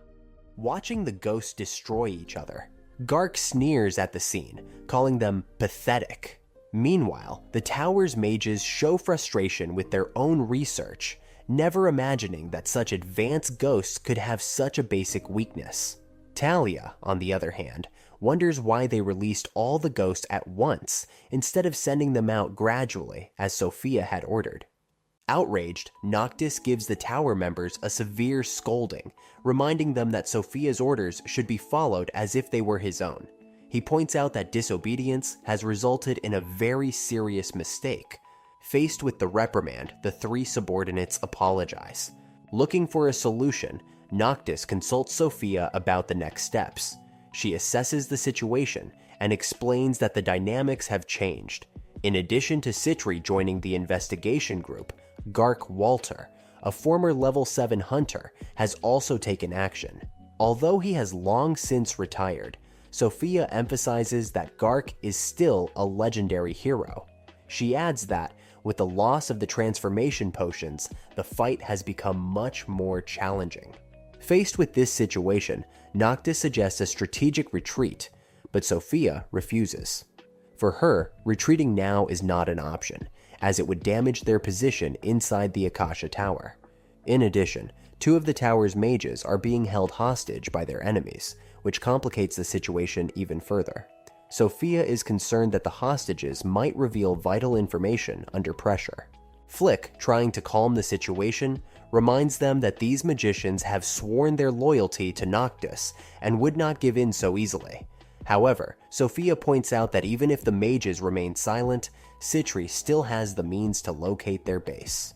This would make the battle even more difficult and risky for the tower. Determined, Sophia proposes attacking the enemies first to ensure victory. Her plan involves using the Malice Eaters to subdue the hunters, luring them into a fatal ambush. Once the enemy is within range, Akasha Tower will use all its weapons and strategies to ensure victory. Sophia makes it clear that the only way to prevent critical information from being leaked is to eliminate all opponents at once. Although Noctis finds Sophia's plan interesting, he points out that the Malice Eaters have had superficial training, and without a good commander, the results could be disastrous. Sophia, without hesitation, gives the responsibility of command to Flick, who reluctantly accepts. Meanwhile, Talia observes Citri from afar, and remembers his reputation as a prodigy. She reflects on how Citri has always shown unwavering passion and incomparable talent, being recognized as a true genius. This memory brings up feelings of inferiority for Talia, who believed she would never measure up to Citri. But as impressed as she was, Talia also remembers how Citri never gave up until she reached the truth, regardless of the complexity of the situation. This inspired her, even if it raised doubts about her own worth. As the group advances, Sven notices Talia lost in thought, and tries to strike up a conversation to distract her. However, he notices the two mages from Akasha Tower staring at Talia and begins to wonder why they are so attentive. He concludes that their curiosity may be because of her unique hair, but he keeps his guard up. At another point, Gark talks to Citri, suggesting that she not push herself too hard, reminding her that even with so many hunters mobilized, the mission is only an investigation. He points out that confronting the Akasha Tower head-on is impossible without more support. Citri listens in silence, but soon reunites with the group. Based on a detailed analysis of the clues gathered, Sitri pinpoints the probable location of the enemy base on the map. However, the tower mages immediately deny this and try to divert her attention, claiming that her analysis is wrong. But, observing the mage's nervous reaction, the group interprets this as confirmation that the base really is in the location indicated. They decide to act quickly and plan to attack Noctis before he can escape. While the mages beg for Sophia's name so that they can be freed, Sven and the others wonder who she is. Sitri clarifies that Sophia is one of Noctis's disciples and his most dangerous rival. She also reveals that Akasha Tower will only continue its research if they manage to capture Noctis and Sophia, something Sitri vows to prevent at all costs. Even with the magicians assuring her that Sophia would never be defeated by someone like Sitri, she responds with confidence. Admitting that he had previously failed to capture her, Sitri promises to make amends and regain his honor, vowing to defeat Sophia and put her in prison, ending the Akasha Tower's activities once and for all.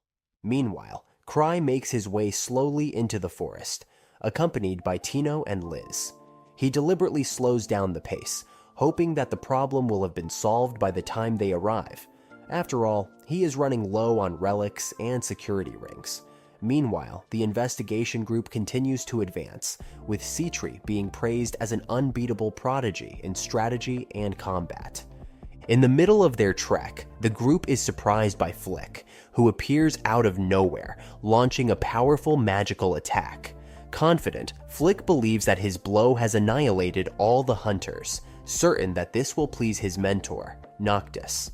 However, to his surprise, Sitri reappears unharmed and taunts Flick, making it clear that he underestimated the group.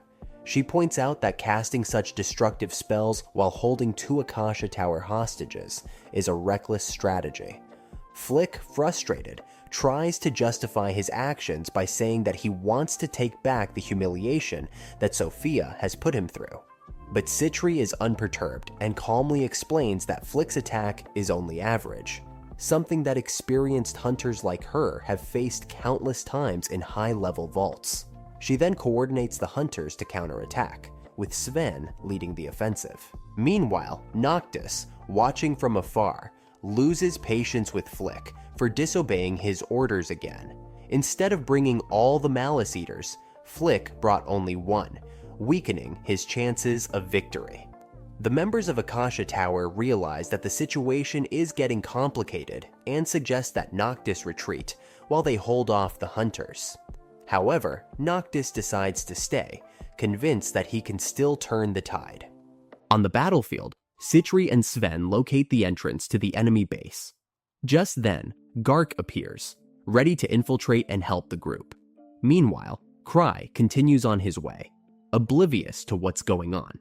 And as soon as the last secret weapon in the Tower of Akasha is finally released, the monster is released into the forest to attack the hunters. It goes straight for the attack, aiming for Gark, who tries to pressure the creature with his sword. But then Yono appears on a flying lion, causing a total mess, unleashing magic everywhere on Gark's people. The situation starts to get out of hand, and Henrik, in a panic, shouts that they need to get to the fortress as quickly as possible. But before anyone can follow this suggestion, Henrik reminds them that the group has no one focused on combat, so if they run now, they'll end up getting screwed for good. Meanwhile, Sven is hit in the arm, making everyone tense, but he soon uses his magic to heal himself and tells the group to keep pressing the enemies. Talia begins to notice that no shots are hitting the flying lion, and her concern only grows. Then, suddenly, one of the monsters falls,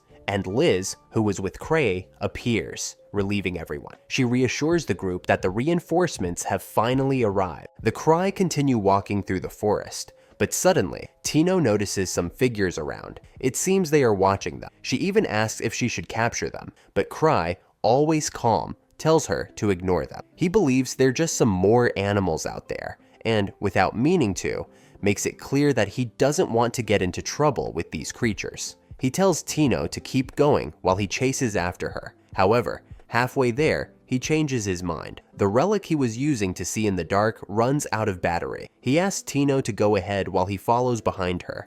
Meanwhile, Liz starts destroying the flying lions, and even makes fun of the group, laughing at them for having such a hard time facing such weak creatures. Just then, Citri, who was watching everything, asks what Liz is doing there. Liz, with her relaxed manner, replies that she was just begging Cry to let her go. Just like that, she sets off to attack the strongest monster of all, the result of Akasha's research, and soon realizes how resistant it is. When this happens, Liz is thrilled. Finally, a match for her. Gark, feeling completely ignored, decides to get in on the action and starts attacking the monster too. But, to his frustration, the monster manages to regenerate as soon as it's hit, which makes Gark even angry. Things get even more tense when the creature dodges one of Gark's attacks, leaping to an impressive height, even matching Anselm himself. Liz, realizing this, deduces that this monster really was modeled after Anselm, which further increases the tension in the air. She begins to think that Akasha's tower used Anselm as a base to create this thing. The fight continues, and soon Liz is hit by a laser coming from the enemy, which surprises her.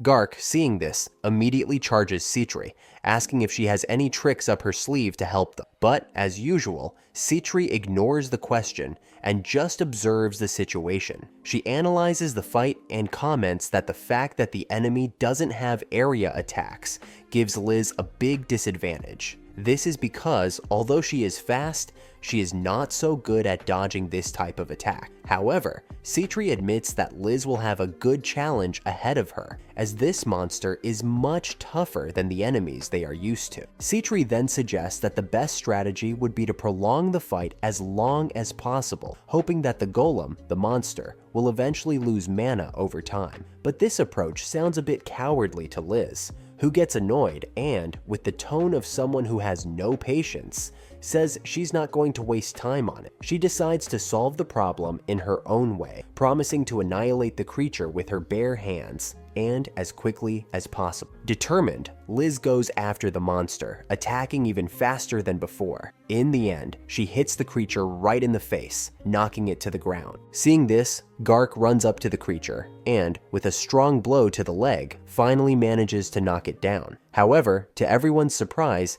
the monster gets up with absurd speed, leaving everyone open-mouthed. Akasha's tower really has managed to create something with unusual endurance. Liz, visibly exhausted and powerless, falls to the ground, completely exhausted. Just then, Cry appears, accompanied by Tino. Liz, a little embarrassed at not having been able to defeat the creature on her own, apologizes to Cry, explaining that the enemy's resistance is much greater than she had imagined. When the robot realizes Cry's presence, it turns around and charges at him. But before it can do anything, the monster is thrown away by an invisible force, crashing into the wall. The light on the robot's forehead goes out, indicating that it is completely out of combat and will no longer be able to move. Liz is completely amazed by Cry's strength and can't even understand what has happened. For Cray, the situation isn't much different. He's lost too, since he didn't see anything that happened during the fight. He was completely in the dark. When the day finally arrives, those responsible for Cry's group's intelligence service bring the news. Akasha's tower has managed to escape.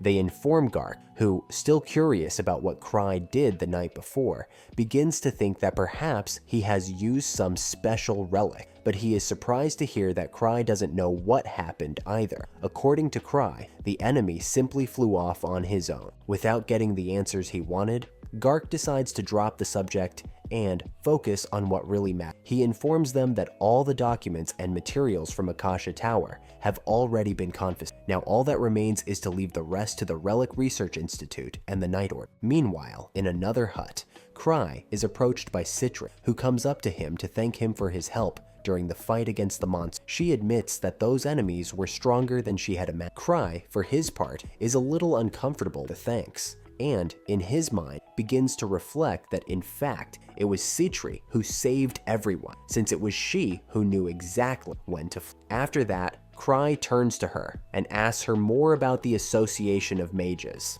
Citri then explains that the organization is actually known as the Tower of Akasha. Cry, interested, offers to help with the organization, but Citri politely refuses. She says that, for the moment, she'd rather try to sort things out on her own. Meanwhile, Noctis is informed that Sophia has infiltrated the Thousand Tricks clan. He asks his subordinates if Sophia has been discovered, but they have no confirmation. However, they suspect that she has already been unmasked and that they are carefully monitoring her every move. On hearing this, Noctis recalls how Cry was able to easily identify the White Wolf's anomalies, among other things. He comes to the conclusion that it won't be long before Cry begins to suspect Sophia too. Noctis then makes a mental effort, trying to understand what is going on in Cry's head. In the end, he decides to put the matter behind him and instructs his companions to leave Zebru as soon as possible. He assures them that as long as they search for the truth, a new opportunity will arise.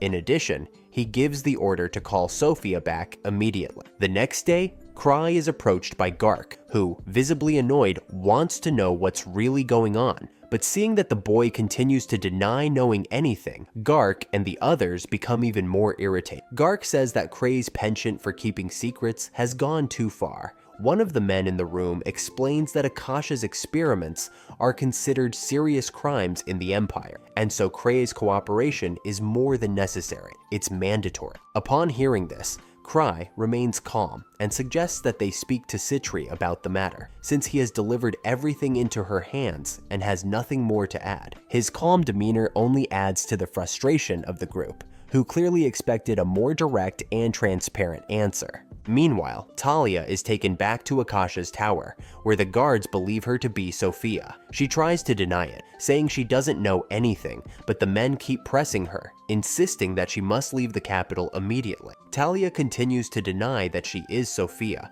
but as she gets deeper into the lie, the guards begin to suspect that she may have lost her memory. However, the behavior of one of the flying lions changes drastically, showing hostility towards the supposed Sophia, which makes the men believe that she is, in fact, Talia. It is at this point that the real Sophia appears, but she soon takes off her mask and reveals that she is actually Citri. Noctis, who was watching, misinterprets everything, believing that Citri disguised herself as Sophia in order to infiltrate the tower. However, Citri clarifies that she was always Sophia and that she had been infiltrating Akasha's tower from the beginning. She jokes that although she was seen as a traitor, she still has great admiration for Noctis. Citri explains that Cray knew about her infiltration and, instead of stopping her, allowed her to go ahead with her plans. She reveals that Cray was the one who sent high-level hunters to test the fruits of Akasha's research. With the results of the research now confiscated, Citri says that all those involved will be treated as criminals and imprisoned. Even so, she tries to calm Talia down, explaining that she did everything in the shadows to avoid even more chaos. Returning to Noctis, he sets off with his Kaiser flame, but as soon as the dust settles, he notices that everyone is still alive and wonders why they weren't killed by his attack. After all, this is the first time he's seen someone come out unscathed from his strongest attack. At this point, Citri pays him little mind and just says that he should get away, because there's a reason she came out of his attack unscathed. This is the result of one of his investigations. Unlike transformed ghosts, her slime has the ability to absorb mana and magic to grow. Upon realizing this, Noctis understands that she has enormous power in her hands. After all, that slime may be able to absorb the mana of the entire world. As for the others, they order their master to flee while they take care of everything else. Seeing that there is no way out, Noctis decides to follow the plan and hands everything over to his disciple. At this point, Citri tries to play on Flick's emotions and asks him if he really wants to die for someone like Noctis, who favors Sophia much more than him. Flick, however, replies that he's not like Citri. He continues to respect Noctis, regardless of how he is treated. Meanwhile, Noctis is prevented from escaping by a chimera created by Citri, made from materials she collected when she was in prison. And this chimera isn't idle. It actually does what needs to be done. The next day, Cry receives the mission report, but asks for Talia. Citri informs him that she had a memory lapse, but is fine. Finally, Citri says that the research materials have been confiscated and will be sold by the Relic Research Institute. Regarding her research, Citri mentions that she would like to obtain the malice-eating Akasha Golem. While she's talking, Cry is distracted because, as he's not taking care of any of these matters, he doesn't really care what happens. At this point, he asks her more about Ark, Citri's enemy. She says that her enemy has gone far away, so they are no longer in danger of seeing Sophia there. After all, Sophia was Citri herself, and Cry knew nothing about what was going on. In the end, everyone gives the credit to Cry, as always. During a meeting discussing Akasha's plans, Cry asks if he can keep Akasha's golem and the Devourers of Malice. One of the guys in the room, totally confused, asks, "Why do you want that creature?" Cry, with his usual calm and somewhat innocent demeanor, replies, "Oh, I just want it to eat." Everyone is speechless for a moment, and Gark, totally not getting it, asks if Cry is being serious. After the meeting, Cry runs into Citri. He didn't manage to get anything about Akasha's golem, but Citri, with a sarcastic smile, says, "Well, at least we got something to eat. That's something, right?" She then decides to go after the Devourer of Malice on her own. They say their goodbyes and head off in different directions. Just as Cry is about to leave the place, Gark pulls him aside for a chat. Gark starts talking about this guy named Arnold, a level 7 who recently arrived in the capital, Nebula Nobes, also known as the Land of Snow. Gark gives all the details about Arnold, and is shocked when he sees Cry has no clue who the guy is. Cry, totally chill, responds that he couldn't care less about Arnold, which makes Gark even more annoyed.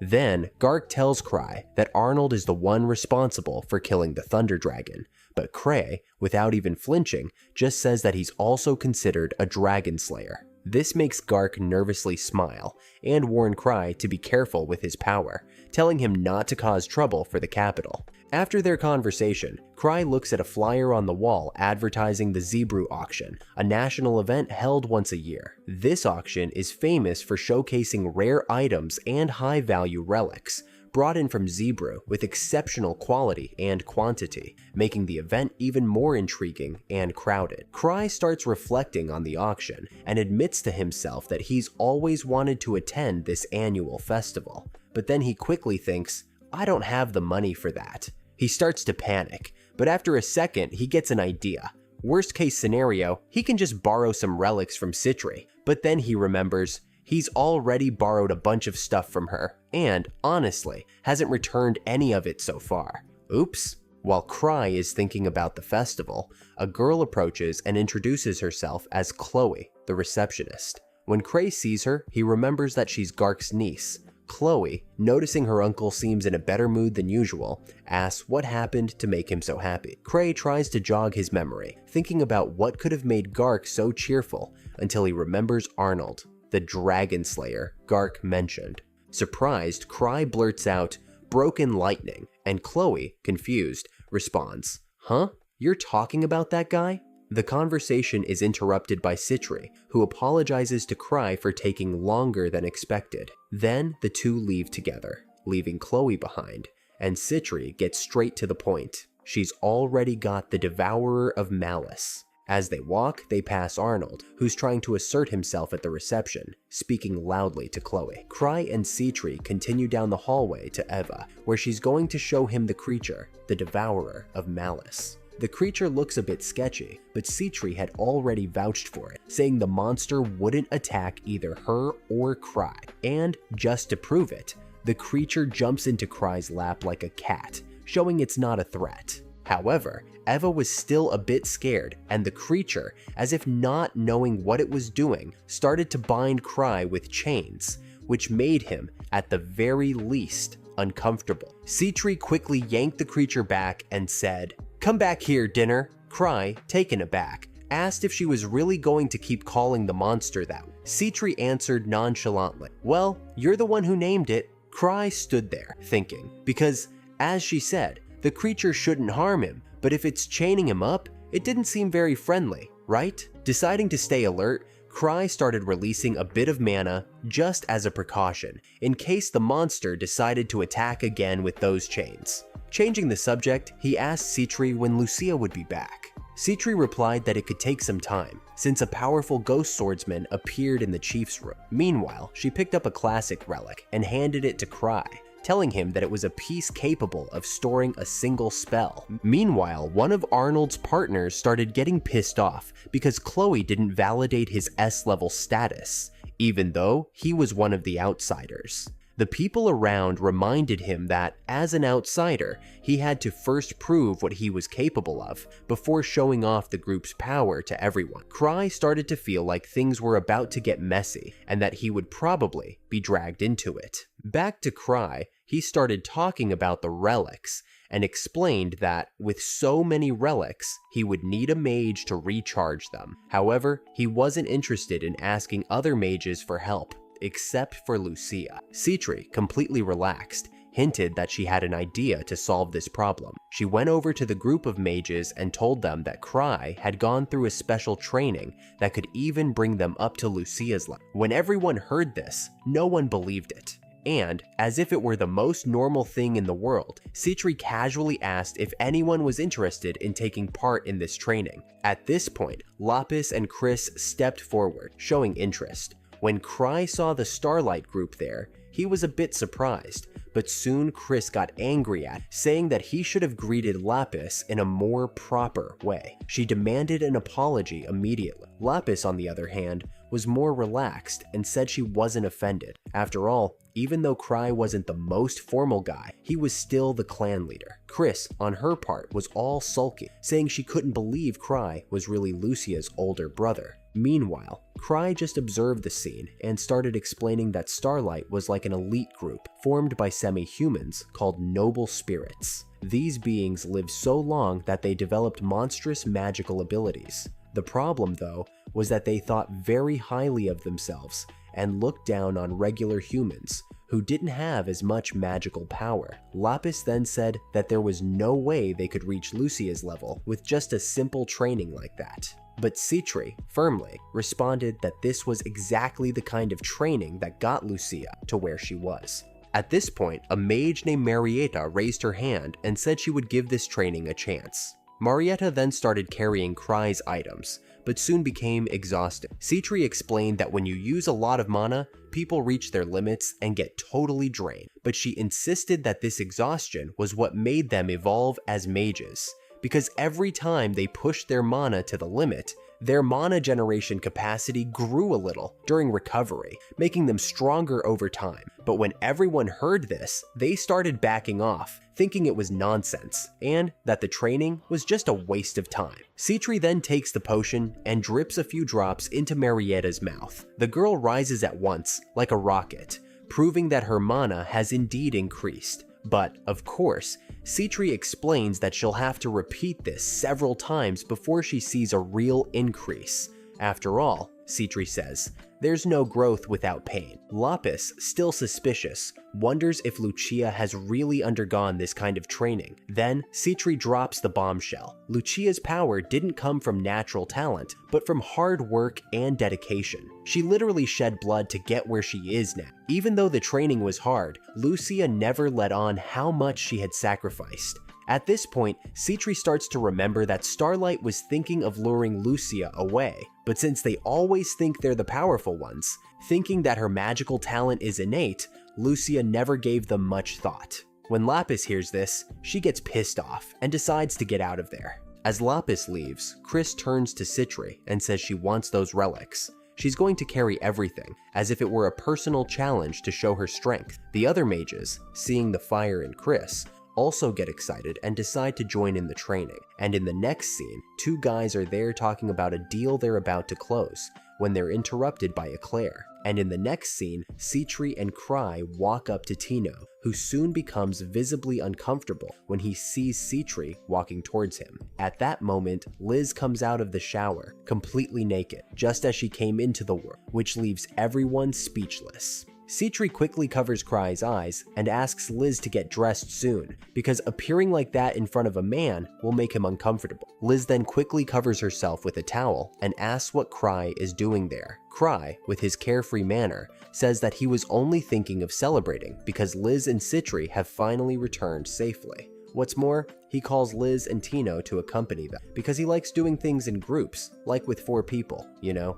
Meanwhile, Arnold's group keeps complaining about how they're being treated like country bumpkins everywhere they go. They are tired of this reception and decide to go to a bar to relax. But in the middle of their drinking, Liz loses control and gets completely drunk, starting to say a lot of nonsensical things. She tries to win Cry's approval, but he, without even thinking, chooses Citri's side, since Liz has really overdone it. They try to ask her to stop fighting, but instead of doing so, Citri simply starts throwing the whole fight at Cry, reminding him of all the money she's already lent him, so Citri says she'll make Cry pay the debt with her body. Before she can reach Cry, Liz, out of nowhere, jumps on Citri, throwing her away. The fight continues, but is interrupted when Arnold's group enters the bar, smashing everything up, as if trying to mark their territory. They introduce themselves as Failing Miss, and, to everyone's surprise, one of the guys drops a bombshell. Arnold, the leader, is on level 7. Cry, hearing the name Arnold, remembers having heard something about him, but simply ignores the group and continues drinking his drink as if nothing was happening. Arnold's group starts asking for more drinks and women, and then Liz, who was already in control, goes over and starts beating everyone up. She even makes a few jokes to make fun of Arnold. Chloe Welter has a flashback to 3 years ago, when she took the test to join the guild. She faced Luke Sakal, but was defeated in the blink of an eye. The defeat was so humiliating that she decided to abandon her career as a hunter, and has since led a quieter life as a receptionist at the Explorers Association. Meanwhile, Cry finally remembers Arnold, the one who had given him a beating in the past. Eva, sensing the tension, informs him that the Thunderous Lightning, the name given to Arnold, became famous for killing a thunder dragon. She suggests that Cry settle any misunderstandings with Arnold peacefully, avoiding unnecessary trouble. The men from Fallen Fog are still haunted by the beating they received from Liz, which led Arnold to swear that he would make her regret her actions. Determined to gather more information about Liz, they go to Chloe, seeking clues. It's then that Gark appears and delivers the information they were looking for. Liz's guardian is none other than Cry, a level 8 individual. Arnold is somewhat surprised by this, but Gark quickly clarifies that Cry isn't the type to oppress weaker individuals, implying that he's not an immediate threat. Gark also recalls the mission Cry assigned to Fallen Fog. Cry asked them to bring a thunder dragon so he could eat it with barbecue sauce. This strange and mocking request immediately places Cry on Arnold's list of enemies. Meanwhile, Eva has a conversation with Cry about the huge 10-digit debt he owes to Citri. Eva suggests that he venture into the treasure vault alone, as that way he could pay off his debt faster. The Fallen Fog group, on the other hand, returns to their base and, after further investigating Cry's life, can't find anything significant. They only know that Cry rarely visits treasure vaults with his group. Arnold starts connecting the dots, believing that Cry may not be as strong as he claimed. This suspicion arises from the fact that he always leaves the treasure vaults in the hands of others. Arnold doubts him and vows to defeat Cray with his own hands, even if Cray is still at level 8. In another scene, Cray jokingly asks Tino for money, but upon realizing the situation, he quickly backs off, saying that his debt is so large that Tino couldn't help him. Cray then offers a surprising idea. He could settle the debt by marrying Citri, which would cancel it out once and for all. This provokes jealousy in Tino, and Cray tries to calm her down by inviting her to eat something. As they are on their way, they bump into the Fallen Fog group. Cry initially doesn't recognize them, which irritates the group members even more. Tino immediately asks if they really intend to fight a god. Upon hearing this, the members of Fallen Fog demand that he move aside, as they have important matters to discuss with Miltrix. Cry, noticing their frustration over Liz's attack, downplays the situation and pretends to be on a date with Tino, offering only an apology as a way to ease the tension, at least temporarily. However, when he realizes that the men have no intention of delaying the confrontation, Cry decides the fight should take place right there in front of everyone. Before starting, Arnold makes a provoking comment, saying that Cry is only at level 8, because he rode on the backs of his friends. Tino, enraged, rushes to attack, but Arnold holds her back. Cry then uses a powerful relic capable of subjugating high-level hunters without killing them. While using the relic, he remembers how he obtained it, having gone to the mage of his bond to acquire this power. Seeing Arnold confused, Cry explains that he is under the effect of a gravity magic called Tyrant's Order. After the attack, Cry tells Arnold that if he truly wants to fight again, he'll have to defeat all the other groups first, such as Starlight, Obsidian Cross, and Arc Brave. Only after defeating these three will Arnold have the opportunity to face him again. Meanwhile, Tino feels guilty for not being effective during the fight. Determined to restore Cry's honor, she offers to go after any treasure vault he requests. Meanwhile, Liz and Citri discuss the confrontation between Tino and Arnold. They note that since Cry has not given the order to deal with Arnold, they decide to hold off for now. Chloe, on her part, explains to Cry why the Fallen Fog group was so upset with him. He underestimated them to the point of not even remembering who they were, which seemed like a deliberate provocation. However, Cry makes it clear that he had no intention to offend. With that, Cry stands up, preparing to leave. Before he does, Chloe interrupts him and asks what was lacking for her to pass the test she took 3 years ago. Cray responds that she already knows the answer, adding that if she tried again, she would certainly pass the test. However, he believes that she is happy with the job she has at the association and, therefore, should no longer consider pursuing a career as a hunter. As he leaves the place, Cray reflects on Chloe's test and remembers that she didn't pass simply because she was only 14 years old at the time, below the acceptable age limit. Chloe, in turn, views Cray's direct answer as one of the key characteristics of Miltrix. He never gives a direct answer, always believing that people should find the answers on their own. Upon hearing another message from Cry, even more disrespectful than the previous one, Arnold slams his hand on the table, furious. Chloe, undeterred, continues with the report about Cry, stating that the strongest impression she had is that he seems to have an obsession with enormous opals. After another provocation from Cry, the Fallen Fog group decides to go out for a drink and discuss the words of the Trick Master, particularly regarding the groups they will need to defeat.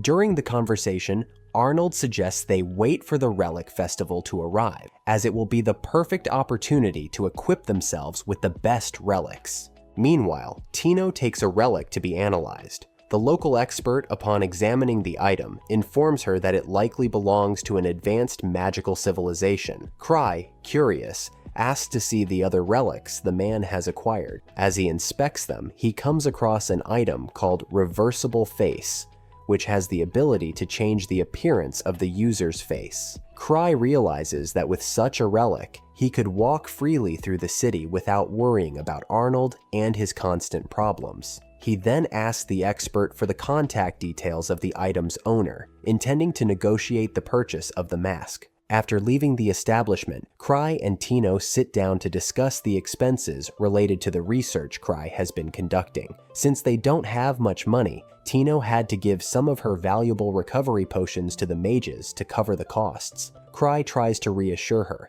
saying everything will be fine. While walking through the city, they unexpectedly run into Lady Eclair, a girl who despises hunters, considering them vulgar beings, except for Ark, who is the only hunter she respects. As soon as she notices Cry and Tino, Lady Eclair demands they disappear from her sight immediately. Hearing these words, Tino starts to respond, but Ark quickly intervenes, introducing Eclair as the daughter of Count Gladys and Cry as the famous Trick Master. Eclair, with a disdainful look, starts mocking Cry, claiming he seems to be a very weak man. She is surprised to learn that Cry has a higher level than Ark, leading her to suspect that he must have bought his level with money. After this unpleasant encounter, Cry and Ark move to a more private place to talk. During their conversation, Cry seizes the opportunity to ask Ark for a loan, saying he needs the money to buy a relic.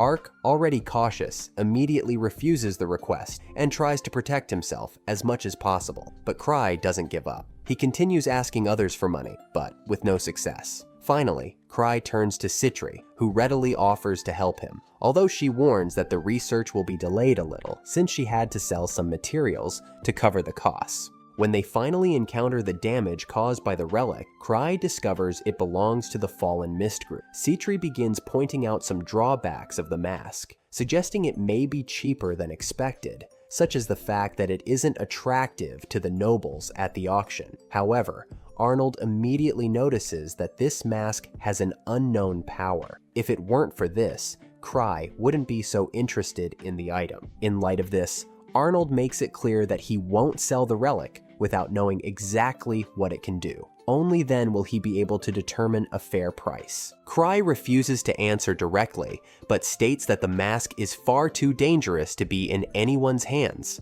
Arnold then concludes that indeed, the mask is dangerous, and that Cry is trying to persuade him to hand over the item without revealing his true intentions. In the end, Arnold offers the mask for 10 million gills, believing he's at an advantage by passing such a dangerous item to Cry. During the negotiation, Cry and Citri are surprised by Eclair, who offers 10 million gills for the relic. At that moment, Eva informs them that the commotion caused by the mask led it to be taken back to the auction, as many nobles are now interested in it after discovering its true power. With no other options, Cry gives up on buying the relic, as he is deeply in debt. However, Citri shows up with a suitcase full of money and reveals that she has gathered 800 million gills, which were originally intended for their wedding. She decides to use that money to help Cry, allowing him to purchase the relic before anything else.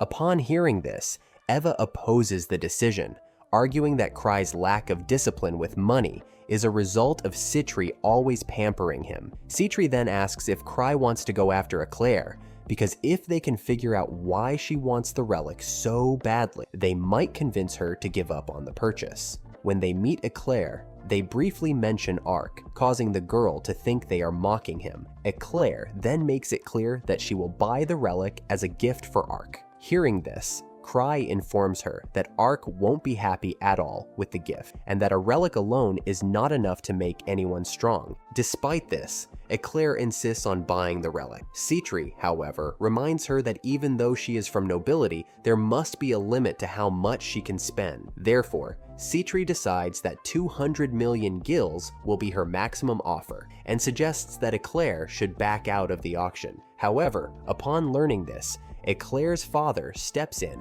and declares that they cannot lose in anything, even if it's just an auction. He orders Eclair to win the competition at any cost. Come on, seriously? 200 or 300 million gills for a mask that just changes your face? Only Cry would be crazy enough to make such a ridiculous move. Anyway, leave a like and subscribe to the channel because you won't want to miss the next videos.